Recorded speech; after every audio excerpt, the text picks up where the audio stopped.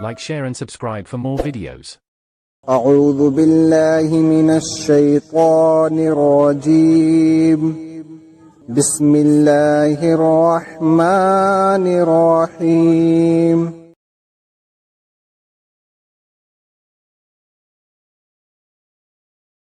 حضور اکرم صلی اللہ علیہ وآلہ وسلم کا ارشاد ہے، تمام اعمال کا دار و مدار نیت پر ہے، اور ہر عمل کا نتیجہ ہر انسان کو اس کی نیت کے مطابق ہی ملے گا۔ بس جس کی ہجرت دولت دنیا حاصل کرنے کے لیے ہو یا کسی عورت سے شادی کی غرض سے ہو، بس اس کی ہجرت انہی چیزوں کے لیے ہوگی جن کے حاصل کرنے کی نیت سے اس نے ہجرت کی۔